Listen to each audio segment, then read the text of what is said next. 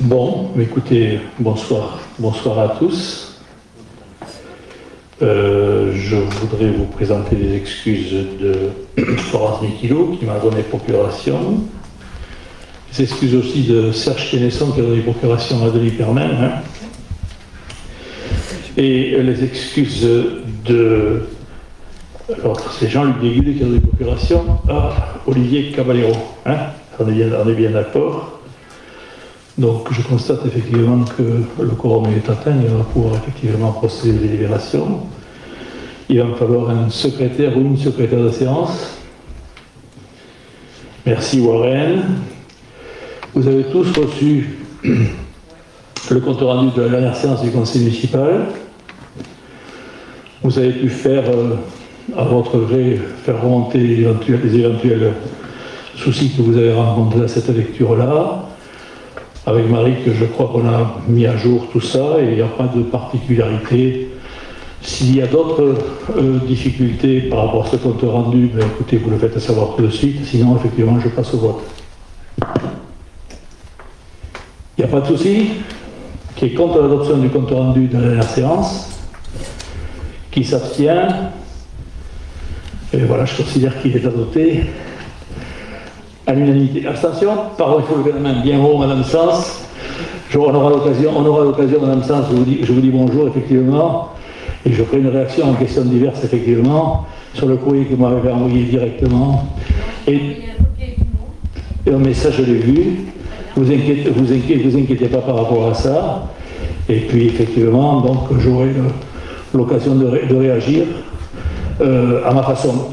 Hein, voilà. Hein.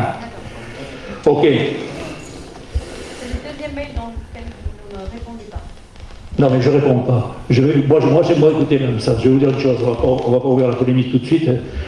On terminera peut-être la séance du conseil municipal par une polémique. Ça, c'est sûr. Je vais vous dire une chose. Moi, je suis dans mon bureau, je reçois, et je n'ai jamais reçu. Mon bureau est ouvert et vous pouvez venir me voir si vous avez des questions particulières. Tout le monde le sait. Alors après, effectivement, la façon de... C'était pas une polémique, c'était que l'information, ça soit transparent. Non, mais l'information, si vous voulez, elle vous appartient. Après, derrière, effectivement, on peut en discuter. Après, effectivement, on peut aussi partager avec tout le monde. Après, si vous voulez, lorsque les courriers sont entachés ou on voit quelques petits paragraphes qui sont pour moi combinatoires, ça me pose souci. Voilà. Donc on en reparlera tout à l'heure. Premier point à l'ordre du jour, convention d'adhésion au dispositif Petite Ville de demain. Donc vous avez tous été effectivement en destination de la convention. C'est en fin de compte, c'est une idée qui est partie du sous-préfet. Et en fin de compte, il s'agit plus particulièrement de pointer du doigt le dynamisme des communes de moins de 20 000 habitants. Il s'agit là, quelque part, lorsqu'il y a des projets qui sont importants, de pouvoir flécher effectivement des aides, et plus particulièrement des aides qui étaient autrefois destinées à toutes les communes, en ce qui concerne la DETR et le DECIL. Plus particulièrement, l'État aura, dans cette enveloppe-là, la possibilité, par le biais de cette convention, d'apporter un bonus, et moi j'y vois sur la communauté de communes et sur les villes de Cadillac-Coninsac, et bien au-delà, un avantage. Alors on a tout à gagner, mais rien à perdre par rapport à ça.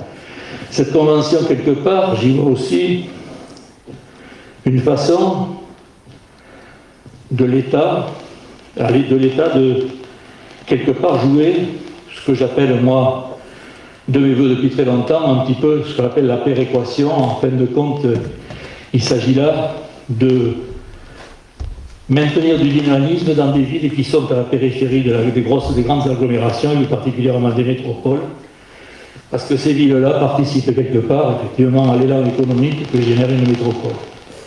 Lorsqu'il y a... Pardon, ça marche pas? Ça marche bien? Si?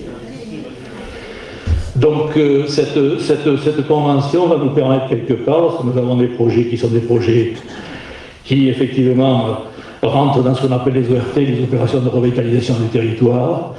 On va pouvoir quelque part faire en sorte de pouvoir abonder sur des fonds un peu spéciaux, et on aura très certainement quelques avantages à signer cette convention. Et comme je disais tout à l'heure, si on ne fait rien, on n'aura pas d'argent, mais à un moment donné, cette convention nous permettra effectivement d'activer certaines filières.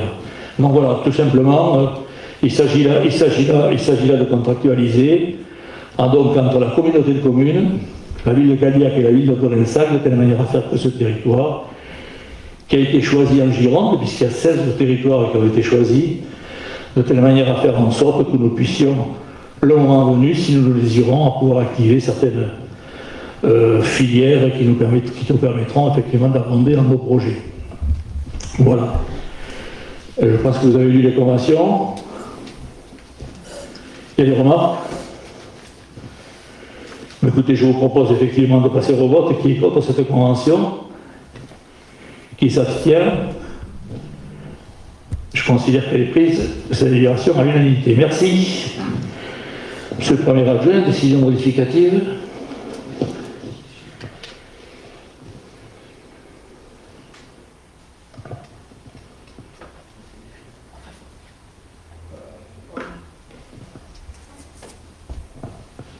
La délibération numéro 2 de ce soir porte sur une décision modificative. La décision numéro 1 de cette année, suite au budget 2021.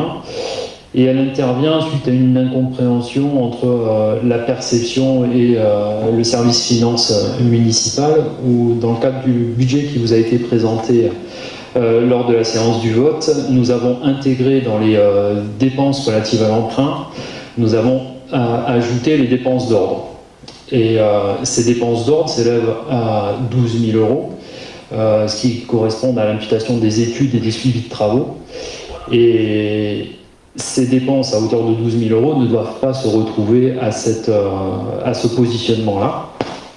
Donc nous sommes obligés, pour être en correspondance avec les écritures budgétaires, de réduire la section d'investissement de 12 000 euros et également en dépenses et en recettes. Et donc je vous demanderai ce soir la possibilité de rédiger une nouvelle écriture en amenant les dépenses relatives à l'emprunt à hauteur de 170 000 euros au lieu des 182 000 euros initialement annoncés dans le cadre du budget. Voilà, c'est une pure écriture comptable, rien de particulier. Bien entendu, c'est une décision modificative et on va faire circuler éventuellement dès que le vote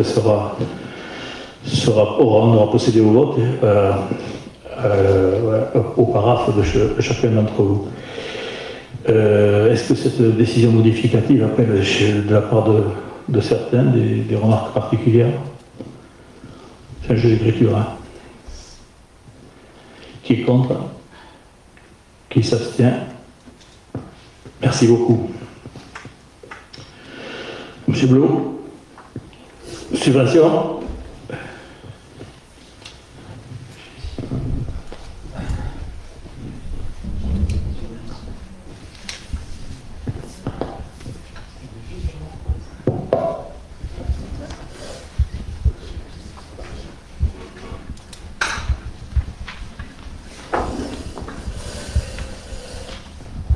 Donc, comme vous voyez le tableau, les subventions au niveau de la commune, comme je fais tous les ans, je demande un compte rendu moral et financier à tous les présidents d'associations par rapport à leurs dépenses et à leurs recettes, plus après, on leur donne une subvention de la commune. Donc là, dans toutes les subventions que vous voyez, il n'y a pas que la commune, il y a des subventions exceptionnelles comme les pompiers, qu'on voit. La Croix-Rouge, auquel fait pas. C'est des situations exceptionnelles de la commune. Voilà. Donc, au niveau des présidents d'assaut, comme vous le voyez, les montants sur le tableau qui sont affichés, que la commune donne pour pallier à leur support de l'année. Voilà. Merci Monsieur Blanc. Juste les précisions, il y a 3 associations qui ont demandé, Siriona, Iwashi et les univers, qui ont demandé une subvention exceptionnelle, voilà, qui ne sera pas exceptionnelle pour cette année, pour commencer justement à pallier, puisque comme les univers, ils vont travailler avec la maison de retraite et les enfants de la maternelle et de la primaire, justement pour faire avec le jardin familial qu'on est en train de faire au niveau du château, justement c'est pour ça qu'ils demandent un petit peu d'argent pour commencer, parce qu'il leur faut un petit peu de matériel pour commencer. Donc ça veut dire qu'aujourd'hui, la commission s'est réunie et nous, la commission, on a voté ces sommes-là. Alors comme je répète, ça ne veut pas dire qu'on leur donnera tous les ans. Après, par rapport à ça, ils demanderont et on verra au niveau de la commission et du conseil municipal. Bon, je vous rappelle que nous avions voté au niveau du budget 58 000 € pour le chapitre 65, puisque c'est de celui-là dont il s'agit. En fin de compte, aujourd'hui, on est sur un montant vraiment significatif en ce qui concerne l'aide aux associations, qui tourne aux alentours de 50 000 €, puisqu'il est exactement de 49 326 €. Donc je crois qu'effectivement, on répond aux demandes des associations. Je crois qu'il faut les aider dans ces moments qui sont un petit peu compliqués pour eux, où il y a très certainement des pertes d'adhérents. On ne sait pas quelle va être la jauge et quand est-ce qu'ils vont pouvoir reprendre effectivement leur activité dans la plénitude de leur activité. C'est-à-dire qu'effectivement, on peut supposer que si tout se passe bien d'ici l'année 2022, ils vont pouvoir reprendre leur rythme de croisière. Et nous, on aura été là pour les aider au plus près. Donc voilà, je remercie effectivement le travail qui a été fait par la commission, déjà pour commencer. Je ne rentrerai pas effectivement dans les détails et je vous propose effectivement de voter l'ensemble de ces subventions de telle manière qu'on puisse très rapidement procéder au virement, de telle manière qu'ils aient les fonds comme d'habitude d'ici la fin mai, comme tous les ans. Est-ce qu'il y a des remarques? Qui est contre? Qui s'abstient? Merci pour eux.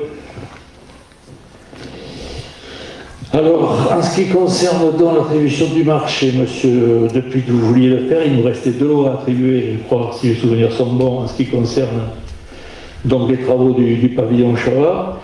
Je vais vous laisser effectivement l'honneur de les présenter.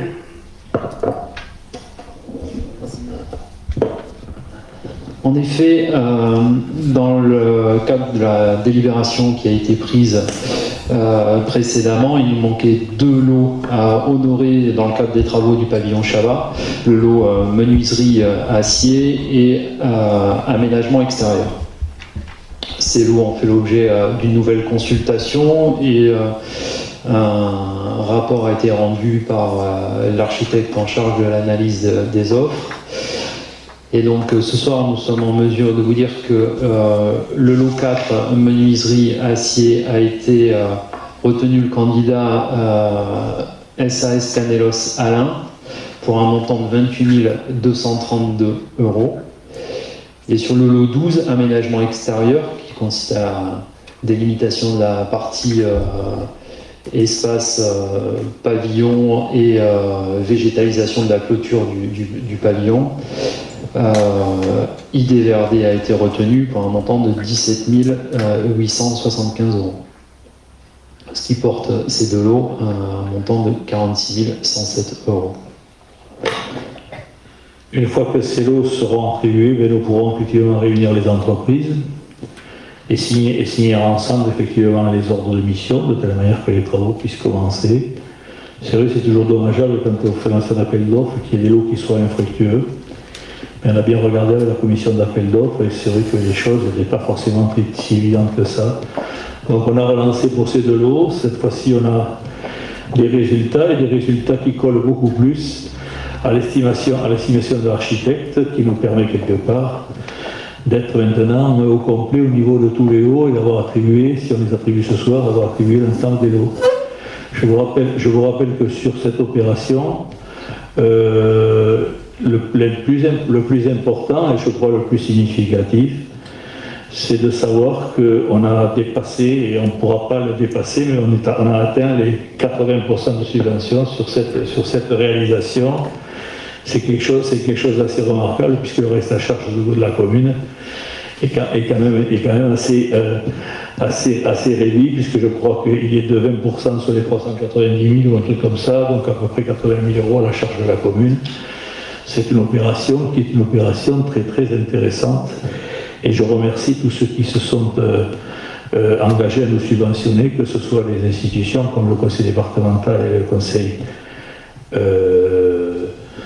régional, mais aussi effectivement l'État, par l'intermédiaire d'une DETR, une DETR qui, je vous rappelle, qui a été bonifiée, puisqu'on a effectivement obtenu 5% de plus au niveau de la DETR, pour le fait que, étant à proximité ce bâtiment ou dans le parc qui est classé, certaines contraintes architecturales nous étaient demandées.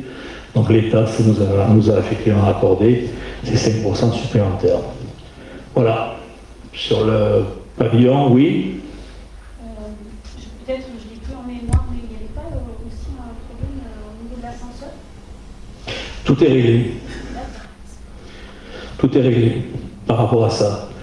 Donc on a aujourd'hui l'ensemble des lots qui sont et c'est vrai que tu as raison de dire ça, parce que l'accessibilité aux personnes handicapées sur le rez-de-chaussée simplement, puisqu'on ne peut pas effectivement nous poser énormément de problèmes, parce qu'il y a deux niveaux, donc il faut un tout petit ascenseur qui puisse monter à peu près les 80 cm pour que les personnes puissent effectivement circuler d'un côté à l'autre du rez-de-chaussée, mais ça c'est réglé, ça a été complètement... on a résolu le problème. Merci. D'autres remarques? Qui est contre cette délibération? Qui s'abstient? Monsieur Le Barbier, Monsieur Pernin, Madame Guilouzeau, hein? Et Monsieur Canesson, bien entendu. Ok, le reste est pour. Merci beaucoup. Madame Albertin, Leguet. Oui. Oui. Comme vous le savez, il y a de nouvelles habitations en cours de construction au beau milieu du lotissement du hameau des Vignes. Mais ces nouvelles constructions n'appartiennent pas au lotissement du hameau des Vignes, elles ont donc besoin d'une adresse. Et puis il y avait un autre souci au niveau du hameau des Vignes, les riverains nous faisaient remonter des erreurs d'adressage apparemment assez récurrentes au niveau de ce hameau. Évidemment, il fallait nommer les 5 voies qui composent ce hameau des Vignes. La commission démocratie participative a donc lancé une consultation auprès des habitants de ce quartier. Les habitants ont donc pu, dans un premier temps, proposer des noms de voies.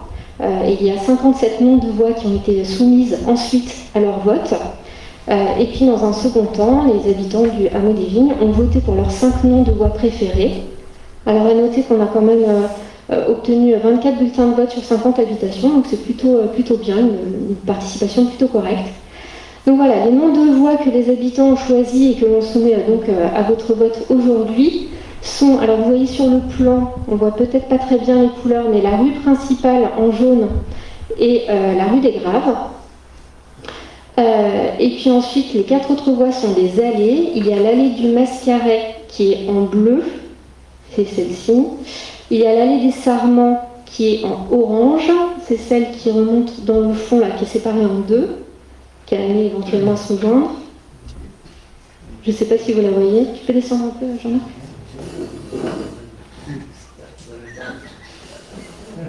Pas l'informatique. Donc tu peux.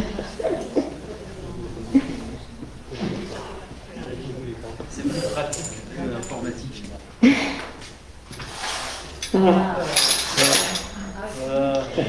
Donc en orange, je ne sais pas si vous voyez très bien, mais c'est l'allée qui est séparée en 2, qui est donc l'allée des Sarments. Il y a en vert l'allée des vignobles, et puis en rose l'allée des enfants des vignes. Donc voilà, ce sont les noms de voies qui ont été choisis par les habitants du hameau. Par ailleurs, on en profite aussi de cette délibération pour formaliser la dénomination de 2 autres voies, la closerie de Payaou et le pré des Tuilières. Je ne sais pas si vous avez des questions. Alors, la closerie Payaou, vous voyez où c'est le lotissement qu'il y a en face de chez Monsieur le Barbier, pratiquement. Hein, voilà. Comment? Derrière chez Monsieur Kenessa, tout à fait. Donc c'est la closerie, et on nous demande effectivement de délibérer par rapport à ça, pour simplement qu'il soit rentré dans le fameux fichier, ce qu'on appelait les fichiers Rivoli autrefois, du code des voies, hein, et on nous demande également au niveau des Tuilières, vous savez, il y a eu un découpage, pour ceux qui connaissaient l'ancienne maison Cossé, au coin de la rue de l'Ancienne Tuilière et de la rue Pierre-Vincent, en face de chez Olivier Cavallero. Il y a eu 4 ou 5 maisons qui ont été construites, enfin 4 pour l'instant, il y en a une 5e qui sera construite dans les années qui viennent. Et donc, écoutez, ça s'appelle le pré des Tuilières, ils ont appelé ça le pré des Tuilières, il n'était pas répertorié, il faut le répertorier. Comme ça, il serait répertorié, y compris partout, y compris effectivement sur les GPS, et tout le monde pourra, y compris les livreurs, pourront effectivement se retrouver par rapport à ça. Voilà, mais je crois que c'était un grand moment effectivement de démocratie participative. Je remercie effectivement Warren et sa commission d'avoir quelque part mené à bien ce dossier. C'était pas si évident que ça. Il fallait le faire. Je crois que les gens du lotissement du hameau des Vignes, plus particulièrement, ont bien répondu. Et aujourd'hui, on va pouvoir, si vous me donnez d'accord, on va pouvoir nommer ces rues et nommer ces ensembles d'habitations. Est-ce qu'il y a des remarques par rapport à ça? Qui est contre cette délibération? Qui s'abstient? Merci beaucoup, je considère qu'elle est prise à l'unanimité. Monsieur Thomas.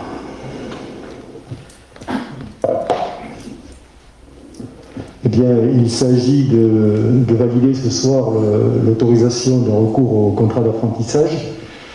Je ne vais pas vous refaire l'histoire depuis le début. On avait un jeune homme qui est atteint de trisomie 21, qui était scolarisé à l'école de Podinsac en classe Ulysse, qui son parcours scolaire l'a amené bien évidemment ensuite au collège sur Langon.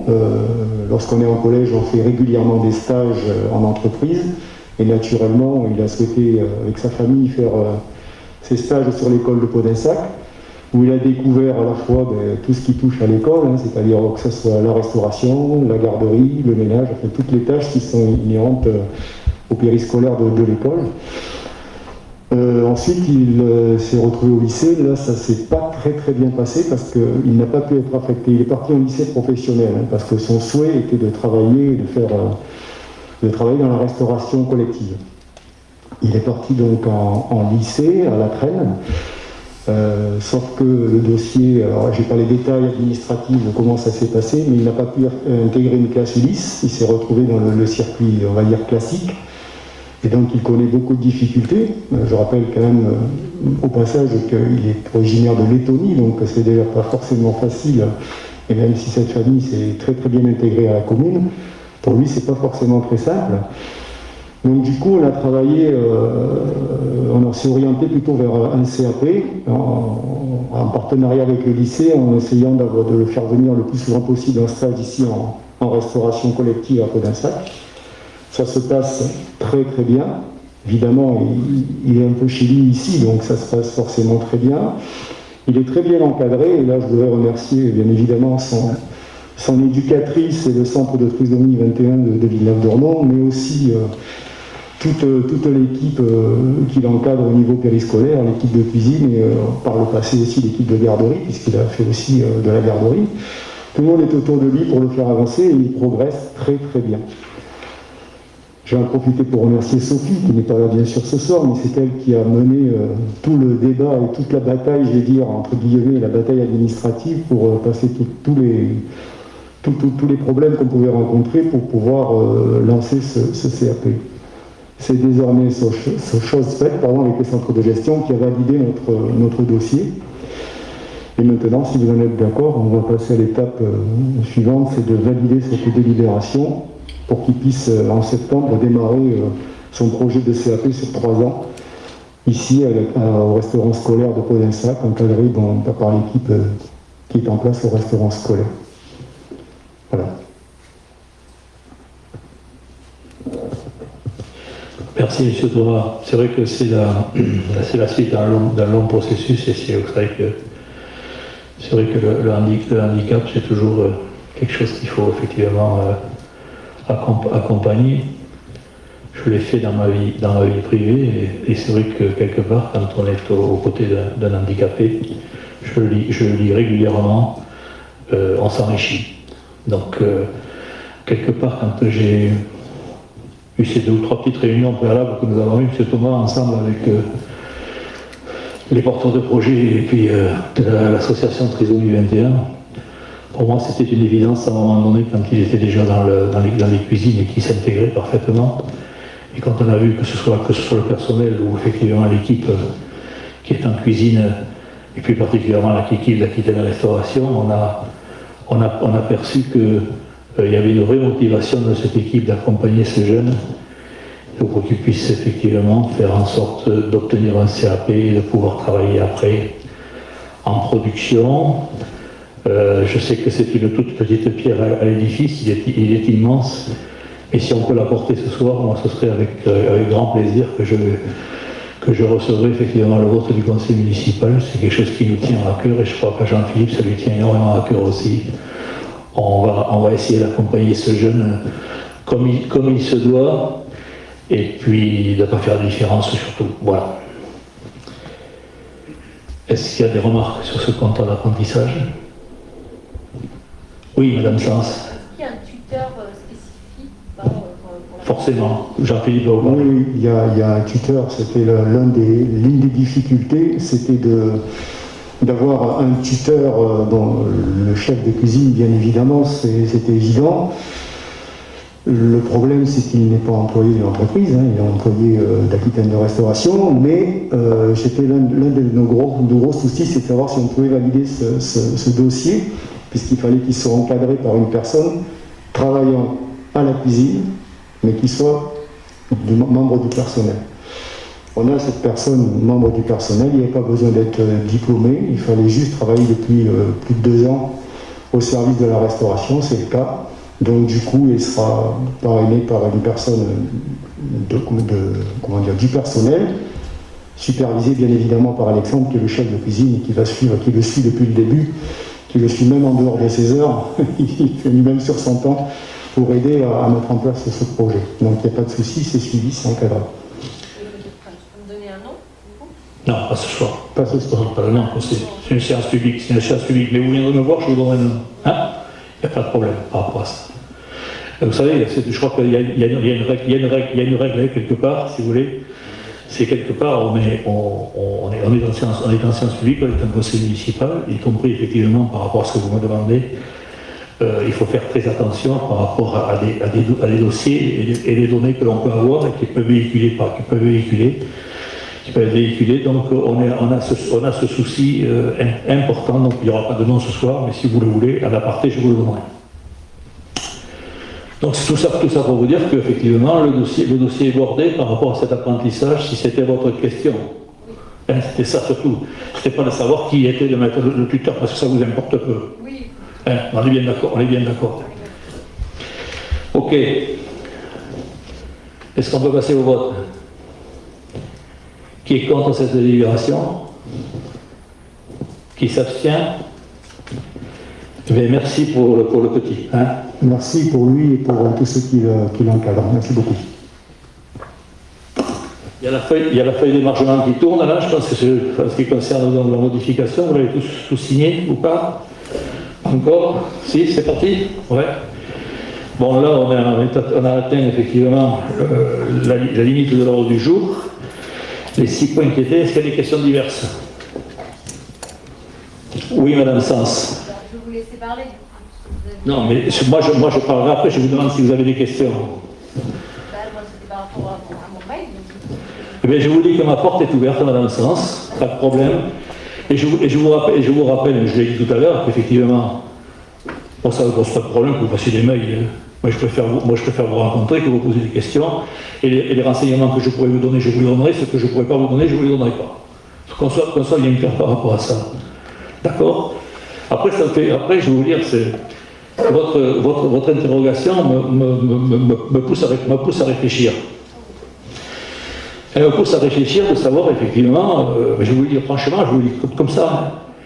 Est-ce que c'est intéressant de garder encore le service de restauration et tout le monde en régie, lorsqu'effectivement on est sur des services où le personnel, ça fluctue en fonction effectivement du nombre d'élèves. Et est-ce qu'on ne devrait pas quelque part externaliser totalement ce service? Vous voyez, c'est une question qui peut se poser, et c'est votre réflexion aujourd'hui, en un sens, et votre interrogation m'amène à avoir cette réflexion-là en se disant, après tout, à quoi ça sert d'avoir du personnel aux cuisines alors qu'on peut très bien externaliser des choses? Peut-être qu'on y trouverait un intérêt.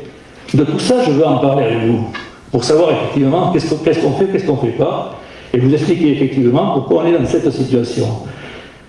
Le service des écoles et de restauration, ce n'est pas le service de la voirie où on a effectivement un travail. D'une année sur l'autre, on a une classe de plus, de moins, donc on est obligé d'adapter effectivement le personnel en fonction. C'est très compliqué. On n'est pas une grosse commune, mais quand effectivement on bouge un petit peu le personnel. Donc c'est pour ça qu'on a des contrats, et c'est pour ça qu'effectivement on arrive à des limites, et je me dis que peut-être ensemble, tous les deux, on pourrait peut-être réfléchir à l'externalisation de ce service. Si je peux me permettre, moi c'était pas du tout les propos, c'est pas pour ramener sur ce chemin-là. Simplement, voilà, en tant qu'élue conseillère de discussion, j'ai été saisie par un certain nombre de personnes. Je ne suis pas la chef de file de l'opposition. Alors, j'ai attendu un certain temps avant de réagir. Par personne interposée, j'ai eu connaissance de ce dossier-là. Alors, je vous ai écrit, voilà, en mettant en copie de tout le monde. Vous êtes tous au courant. Voilà, c'est pas une problématique a priori qui date d'aujourd'hui, qui date d'un certain temps, depuis quelques années déjà. Déjà de la première du temps où moi je n'étais pas élue. Du coup, je vous l'ai écrit sans agression, sans faire. Après l'agression. Écoutez, je vais vous dire franchement, votre courrier comporte quand même un ou deux passages combinatoires. Alors, si vous voulez, c'est le deuxième mail dont je n'ai pas le retour écrit de votre part. Alors, bon, c'est sûr, je peux venir vous rencontrer, mais la problématique, c'est que moi je travaille, j'ai aussi un emploi du temps chargé. J'estime que voilà, c'est un sujet, je pense, c'est nécessaire. Mais Madame Sens, l'heure de rendez-vous me conviendra très bien, vous le fixez. Il n'y a pas de souci. Il n'y a pas de souci. Si c'est un dimanche matin, ce sera un dimanche matin. Écoutez, vous avez le choix, effectivement, pour me rencontrer.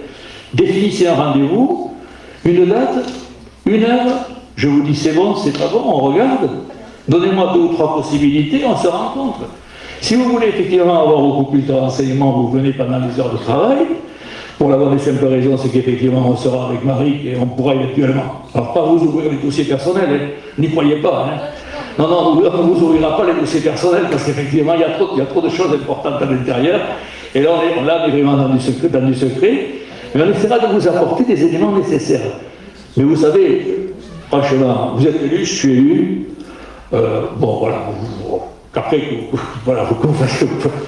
Là, moi, je l'ai fait parce que j'étais sollicitée. Non, mais j'ai bien compris. Je ne le fais pas, je mesure la portée de la chose. Je ne vous ai pas écrit, ça fait des mois que j'étais sollicitée. À un moment donné, je me suis dit, les choses vont se mettre en route. À un moment donné, je dois agir, c'est mon devoir, je suis pour ça, je suis une voix, je porte cette voix.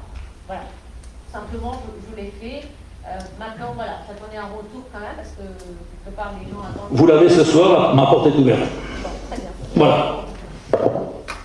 C'est Bernard. Oui, je voudrais juste apporter une petite précision, mais qui, à mon avis, est importante. Siva, tu parles en ton nom. Ah, je parle en mon nom. Composante au conseil municipal majoritaire.